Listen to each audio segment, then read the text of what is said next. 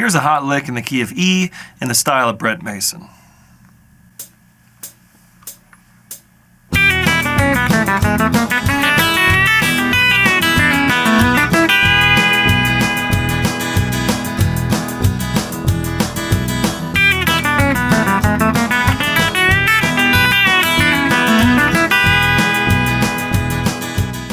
Brent Mason is one of the great session players in Nashville history. He played on so many albums in the 80s, 90s, and up till today.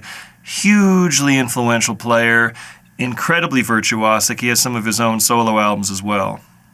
Now, Brent kind of took the styles of all the players before him and kind of put them into overdrive and added quite a bit of his own flavor to this Telecaster style. Brent is a fingerstyle player. He plays with a thumb pick and his fingers, so I'm opting for a fingerstyle approach to this particular lick. There's a few really good tricks here, and one of them is the use of the cross string arrangement. So we get right after it with this. So notice how that is just a scale motion, but it sounds really neat and has this harp-like effect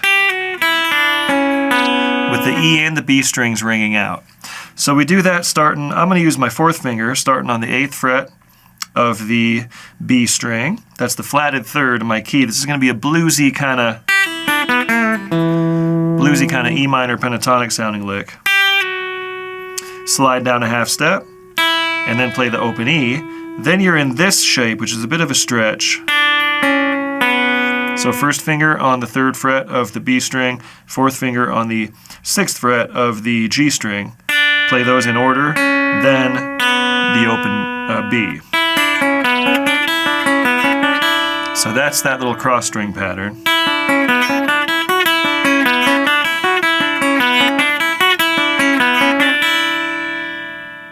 After the open B, I'm going to grab that A note with my 2nd finger in open position.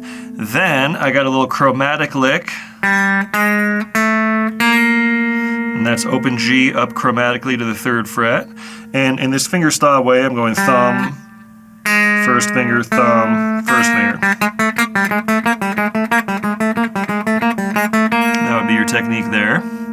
Then I go right back up that cross string pattern. Open B, shift up to this position, 4th finger on the 6th fret of the G string, 1st finger on the 3rd fret of the B, roll right up that shape one more time.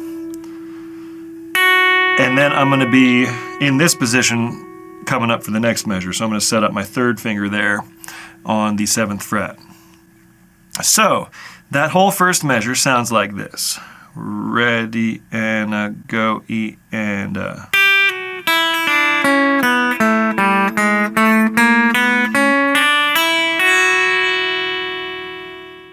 Second measure, we're already set up here with our 3rd finger on the 7th fret. It's ringing, and I'm going to bend it up a half step, and then use my 1st finger to play the 5th fret of the high E and then pull off, and then play this note again while it's bent, and then play with my pinky the 7th fret of the high E string, and then release the bend and play the open E. So that lick in itself is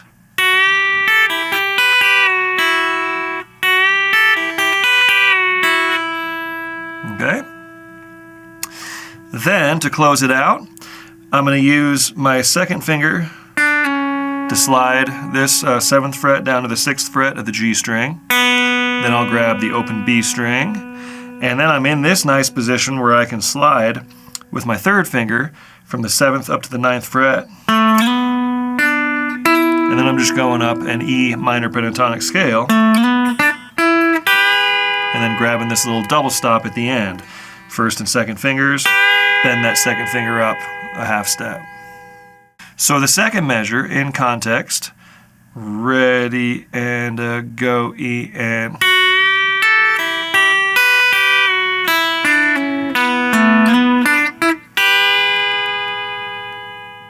So that's the other big takeaway for me, aside from getting your cross string action going and that fluid sound of the strings ringing out while you're still making some action. this one. Now you can do that kind of lick anywhere on the fretboard, in any key really that uses an E note. I could be up here.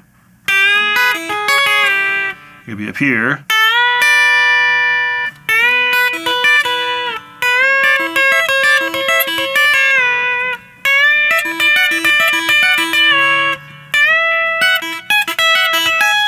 That one's kind of tricky, but you get the idea. That's a lick that you can get a lot of mileage out of. Now here's the entire example with the rhythm track.